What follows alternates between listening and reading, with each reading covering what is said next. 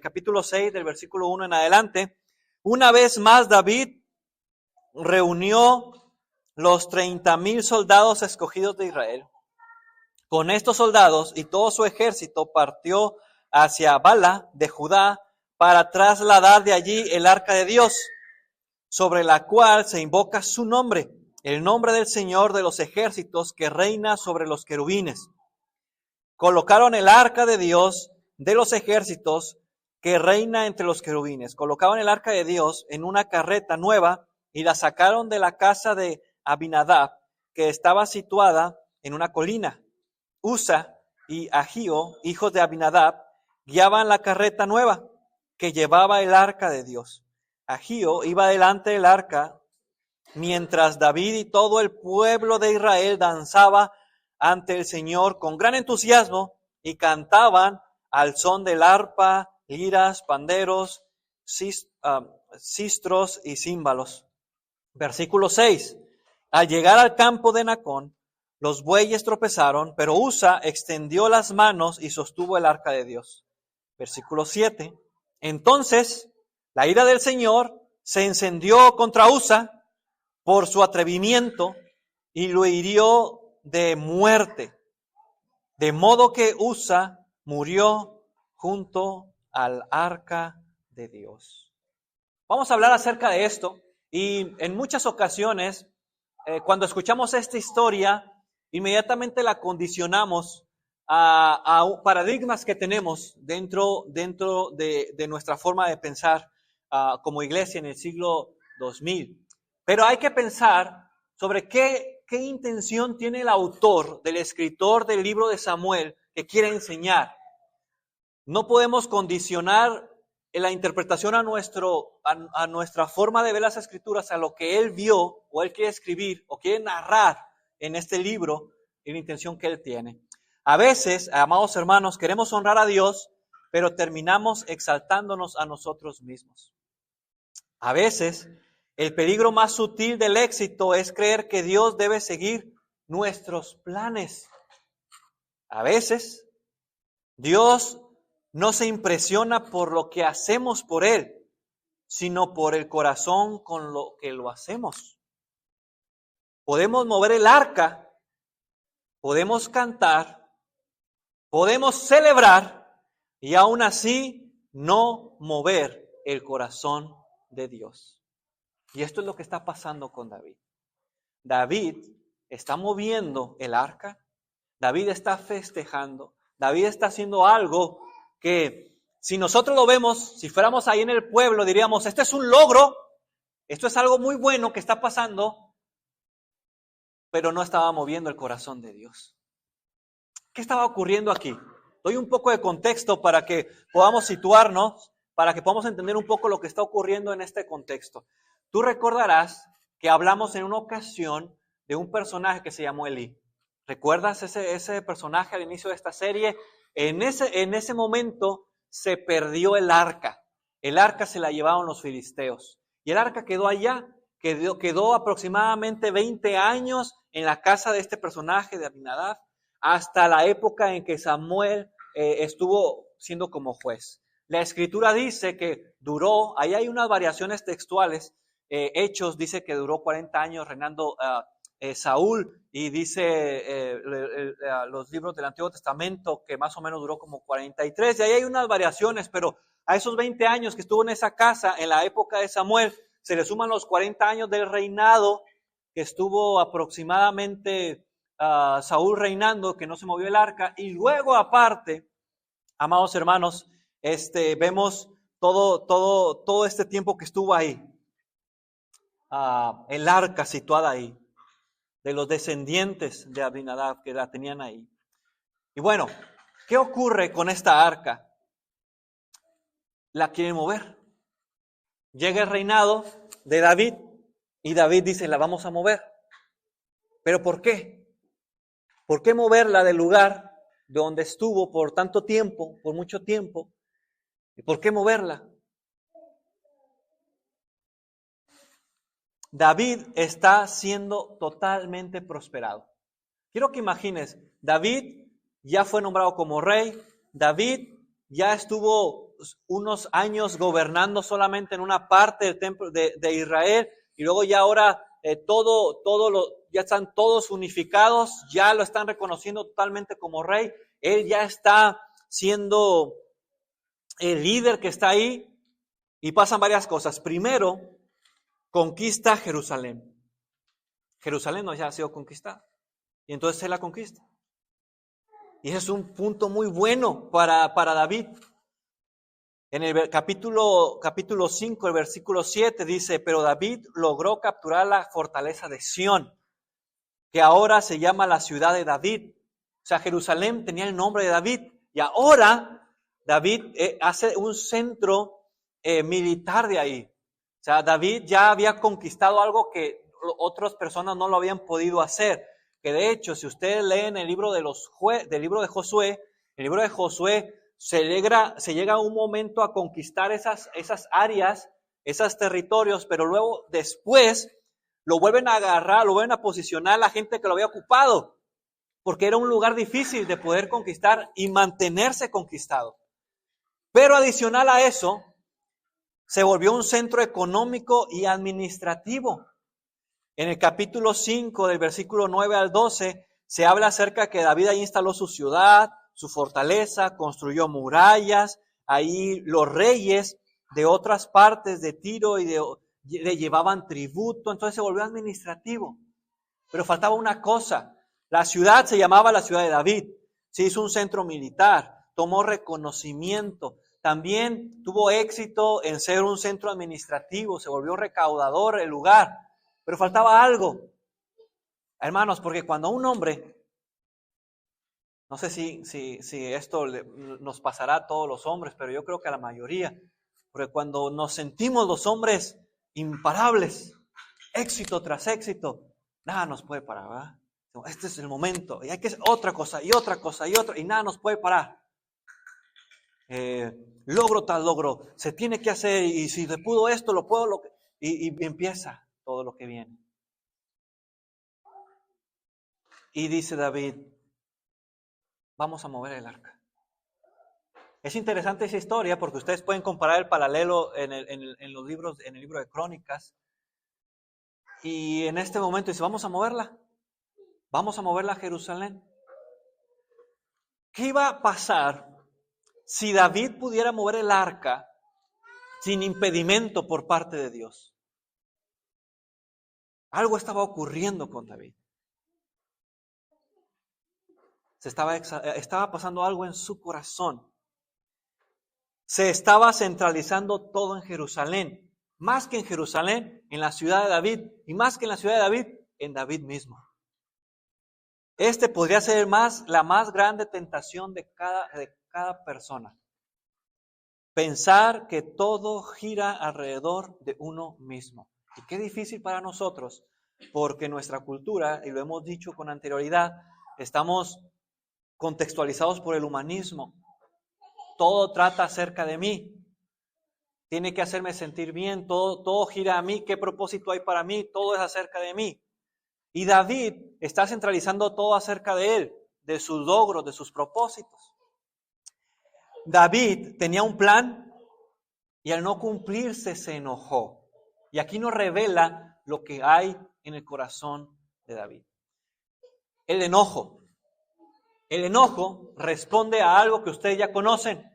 El enojo va a responder a algo que yo quiero hacer y no se cumple. Entonces el enojo es una emoción que revela que no se logró algo que tenías pensado, planeado y que querías hacer. En otras palabras, para que se entienda mejor, David hizo un berrinche. ¿Alguien sabe qué es un berrinche, hermanos? ¿Sí? No sé cómo se diga en otros países, pero en México se dice berrinche. ¿Verdad que sí? Berrinche. O sea, ¿qué es? No sé, pongo un ejemplo. Cuando un niño va a la tienda con su mamá o con su papá y van al Walmart. Y entonces el papá ya está pensando y dice, vamos a pasar por todos lados, pero menos por donde están las sabritas o los juguetes o cosas, porque sé cómo se me va a poner. Y entonces ahí va el papá esquivándolos o la mamá. Y el niño, pues son bien inteligentes. Dicen, este me está llevando por otros pasillos. Y de repente el niño ve algo que le gusta y dice, quiero eso. Dice, no, te dije que no te iba a comprar nada. Lo quiero. Te dije que no te iba a... Y se tira. ¿Han visto que de repente el niño se tira al suelo y se desmaya? Y ahí está, y se está, y como que pareciera que algo le está pasando al niño. Y luego de repente, pasa más en México, aquí no sé si pasa, pero de repente el papá le da la dosis de tranquis y lo levanta y le da la dosis y entonces ya se calma. Eso que hace el niño, yo lo conozco con la expresión de un berrinche. Se enojó, algo quería y no lo logró. Ahora, los niños no son los únicos que hacen berrinche. Los adultos lo hacemos también. No nos tiramos al suelo. No, yo quiero que se haga lo que yo quiero. No lo hacemos así. Pero hacemos berrinches, hermanos. De diferentes maneras. En el matrimonio, en la casa, en la iglesia. No se hizo lo que yo quería. Y expresamos el berrinche de diferentes maneras. Uno puede ser el silencio. No voy a hablar. No, pues si yo digo algo y no se hace lo que yo digo. Un berrinche. No. ¿Para qué hablo? ¿Para qué opino? Sí, mi opinión no la toman en cuenta. Y ahí está, la persona seria. Es un berrinche de adulto. La persona que se enoja. Aquí está la expresión de David. David se enojó con Dios porque él quería lograr algo. Imagínense el pensamiento de David. David diciendo en su enojo, ¿por qué mataste a esta persona, Dios? Eso es algo bueno. O sea, estoy llevando el arca a Jerusalén. Es algo bueno. Te voy a honrar, te voy a hacer algo correcto. En apariencia, las palabras o el pensamiento, lo que se estaba logrando, era bueno, le iban a llevar a un mejor lugar, le iban a cuidar de una mejor manera, pero Dios tuvo que intervenir porque Dios dijo, si no toco a David en este momento, David se va a empezar a exaltar más. David va a empezar a creer que se trata de él. David va a pensar que se trata, y el enojo revela eso. Hay otras formas de hacer berrinche, hermanos. Ya no voy a volver a ir ahí. Y si quieren que vaya, que vengan. Es un berrinche. ¿Qué otros berrinches de adultos hay? Hay más. Hay otros. Uno tiene que saber cómo podemos expresar o cómo a veces como adultos nos comportamos como niños, pero siendo adultos. Y es este berrinche o este enojo que está teniendo David contra Dios por no permitirles traslado, contra Dios por quitar la vida de Usa, es porque el enojo está revelando lo que está en el corazón de David. Es decir, él quería que se lograra lo que él quería hacer. Hay unas versiones, la Reina Valera lo traduce como tristeza, pero no es la palabra tristeza. No sé por qué no la ha corregido la Reina Valera 1960, pero realmente la palabra es enojo, que también es la misma palabra que usa en el libro de Crónicas. Que se enojó David, está enojado. ¿Qué habrá pensado David con respecto a eso? Así que el poder iba dominando la actitud de David, como también en algún punto le pasó a Saúl. Hermanos, porque el éxito es un éxtasis para el cuerpo. El éxito es adrenalina para el cuerpo. Imagínense todo lo que ahora le estaba pasando bueno a David. Unificación del reino, conquistando la ciudad que nadie podía conquistar, poniéndole el nombre a la ciudad. Todo lo que se estaba viniendo, éxito tras éxito. A veces Dios tiene que intervenir en los momentos más que nos están llevando hacia más cosas para calibrarnos. Porque volvemos a lo mismo.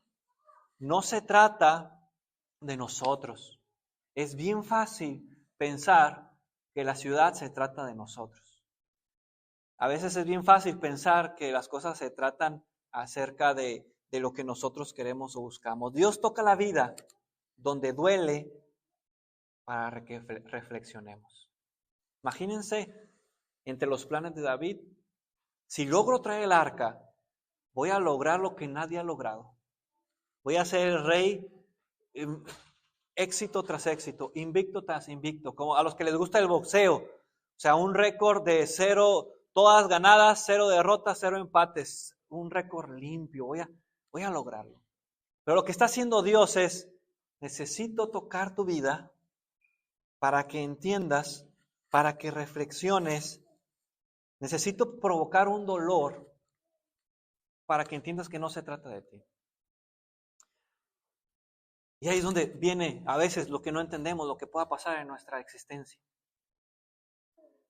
Porque de repente todo va bien, todo va bien, todo va bien, todo va bien, y de repente pudiera ser que Dios toca nuestro USA.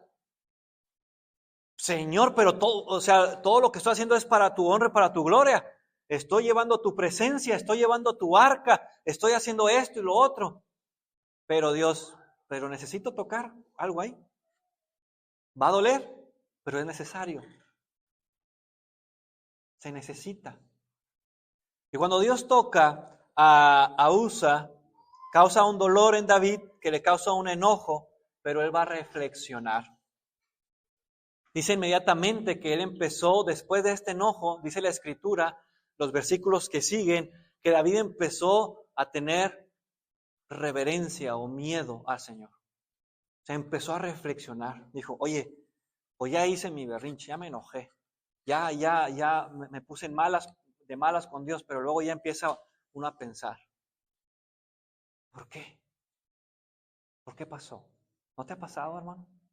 Que de repente las cosas van tan bien y todo, y uno podría justificar ante el Señor y decir, Señor, pero yo soy cristiano. Yo ya me convertí, usted sabe que yo sirvo en su iglesia, usted sabe que yo he hecho estos sacrificios por usted y esto, y esto, y esto, y esto, y esto. ¿Y por qué me está pasando esto? ¿Por qué está sucediendo en este momento en mi vida? Y a veces suceden porque el Señor dice, es que necesito calibrar algo en tu corazón.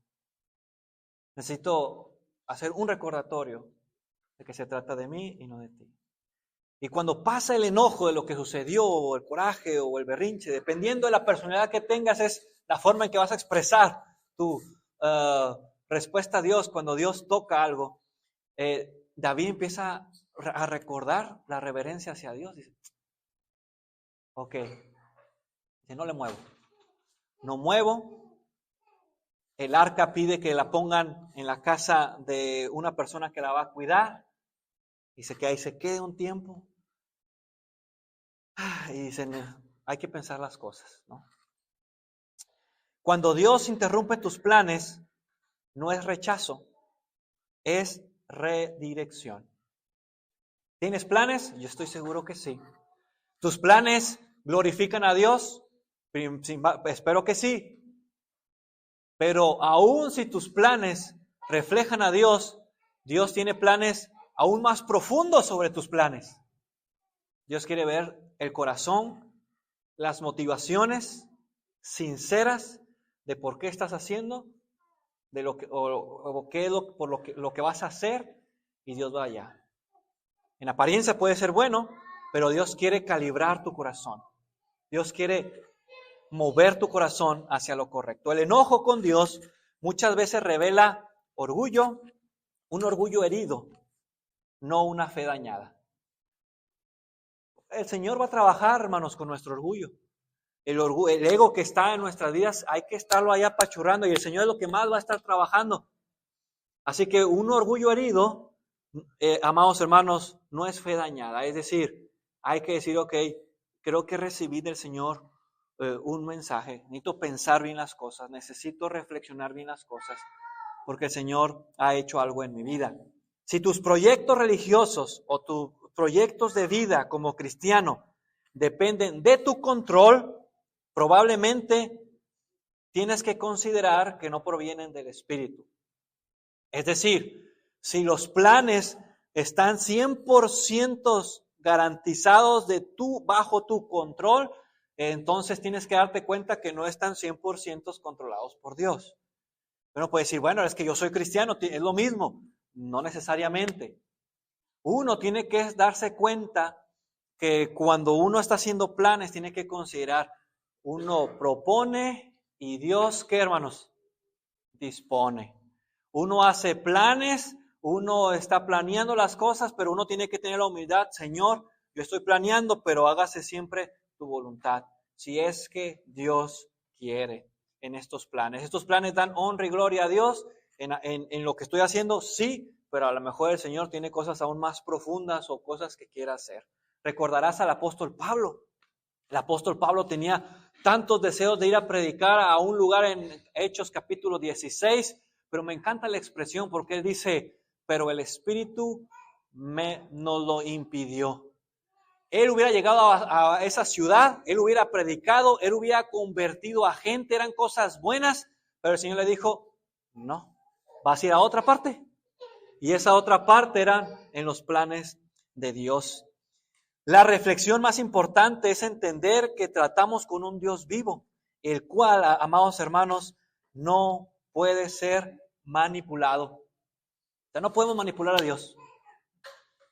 No podemos hacer de Dios como algo que tú y yo podamos mover con nuestros argumentos. No sé si te ha pasado cuando alguien te trata de convencer o tú trataste de convencer a alguien y entonces tú en esa conversación pues dices, mira, esto es lo mejor, mira papá, mira mamá, mira hermano, si tú haces esto te conviene por esto, por aquello, y entonces la otra persona se convence. Con Dios, hermanos, podríamos hacerlo y decirle, Señor, mira, si movemos el arca aquí va a ser lo mejor, va a estar en un lugar bien cuidado, ya no va a estar allá abandonada, le vamos a dar el respeto que se merece, es cosa buena, y puede ser algo bueno, pero Dios ve más allá. ¿Por qué quieres mover el arca? ¿Por qué? ¿Realmente es por mi causa o ya se está convirtiendo en tu causa? ¿Por qué? Dios ve la intención del corazón de todas las personas. Aunque en apariencia pareciera algo piadoso para Dios, lo estaba haciendo por la gran fama que se estaba formando en David. Dios no acepta las cosas con un corazón equivocado. En una ocasión yo he escuchado y se dicen,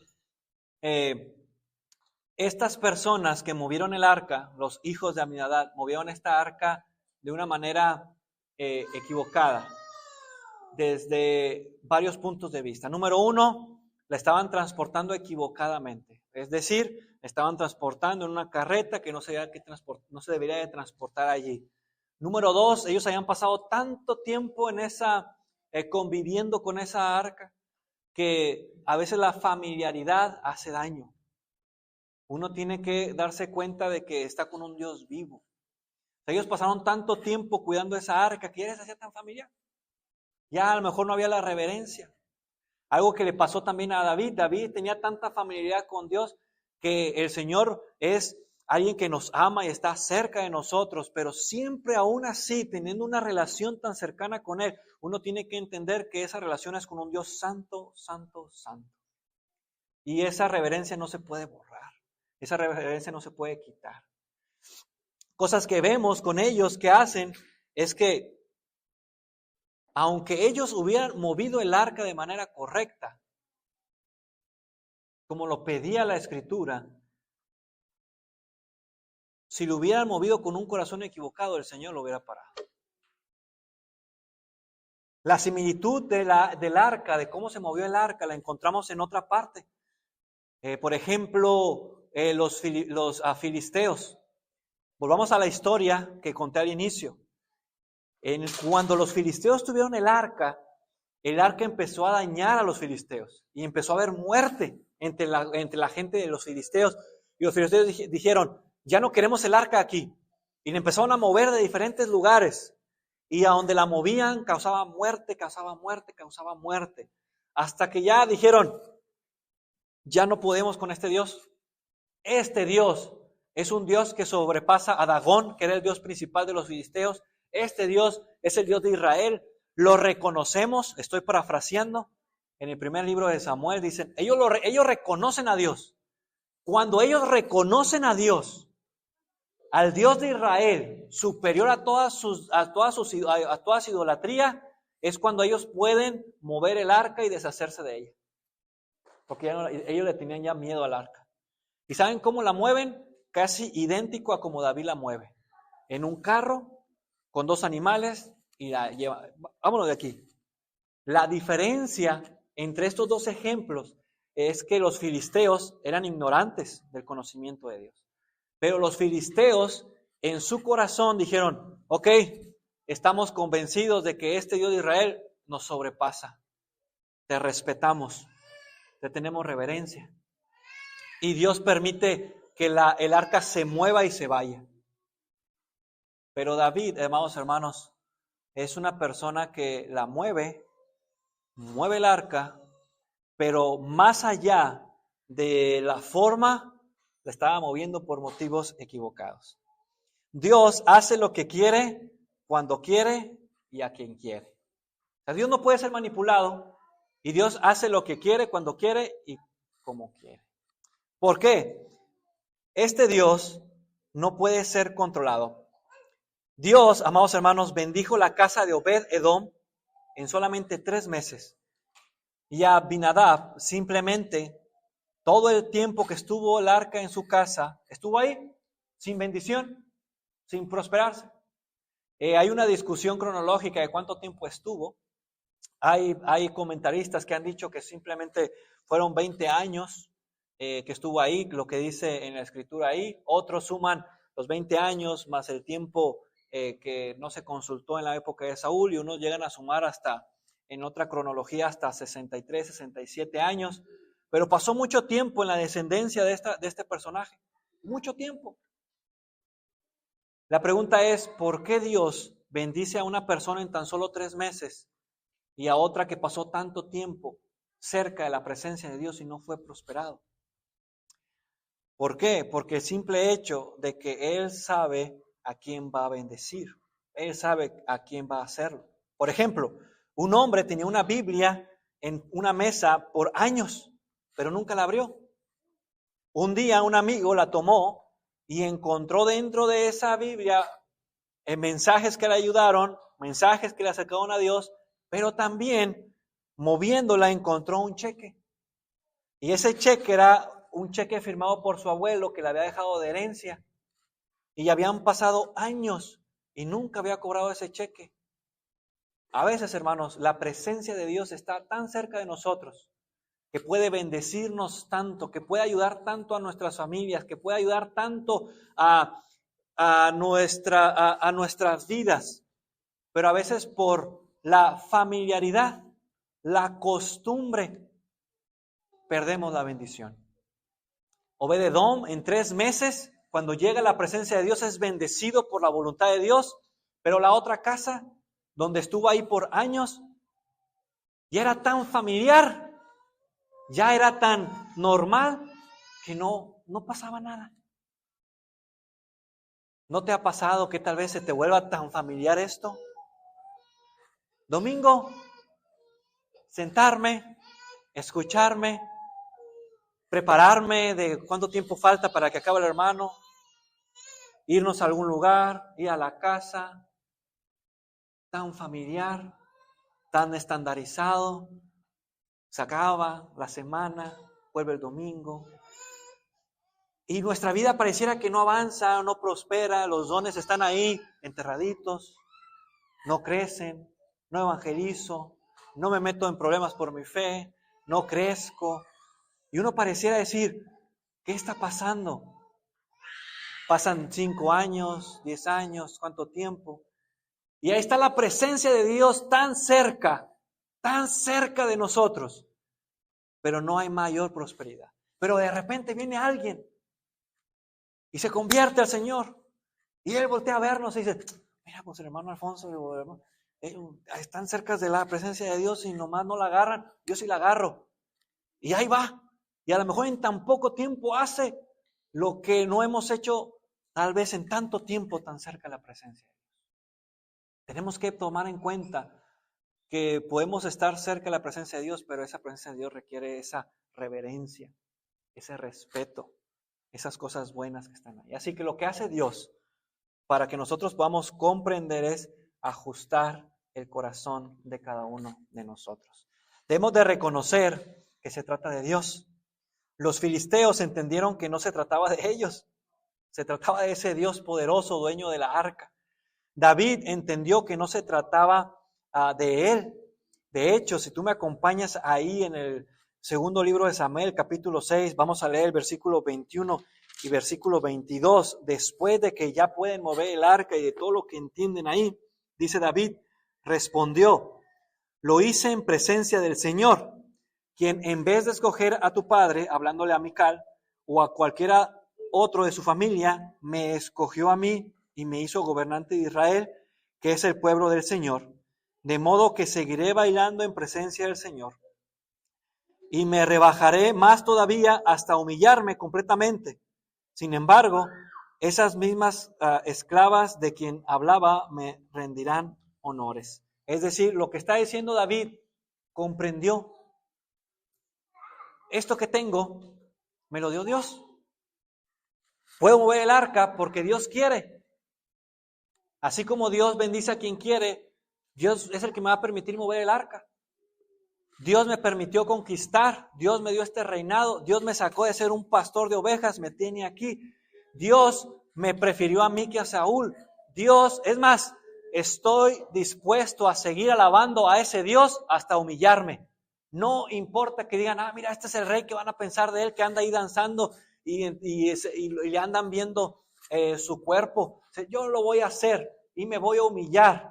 Me voy a humillar a tal punto porque esto es para Dios, no se trata de mí, no se trata de que la gente me respete, no se trata de que la gente me honre, no se trata de que digan la ciudad de David, no se trata de que yo le construí casa a Dios, se trata de Dios, que Dios me dio el reinado, que Dios me dio la vida, que Dios me construyó casa a mí, me dio descendencia, se trata de Dios y otra vez de Dios.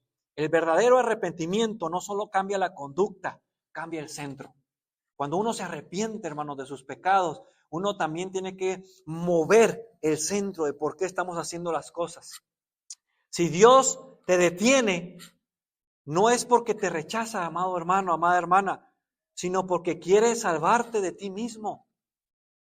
Si el Señor pone pausa a algo, no es porque el Señor está en contra de mí, espérame. El Señor lo que quiere hacer es, quiero hacer algo en ti. Quiero salvarte de lo más peligroso que pueda haber, de ti mismo. Porque cómo nos metemos en problemas, amados hermanos. Y nosotros somos los que nos metemos en problemas muchas ocasiones. Y el Señor nos quiere curar de eso. Sí, a veces, amados hermanos, Dios necesita humillarnos para volvernos útiles. A veces tenemos nuestra cabeza tan llena de pensamientos de que nosotros las podemos todas, que no se mueve nada si yo no estoy presente, que todo tiene que estar controlado por mí, yo tengo que estar supervisando todo, yo tengo que estar haciendo, y el Señor dice, ¿a poco te la crees que tú eres el que sin ti nada se mueve? Ok, tengo que tocar tu usa. Y va a tocarlo. Y cuando lo toca, puede haber enojo, puede haber un berrinche, puede haber una emoción, pero luego empieza la reflexión.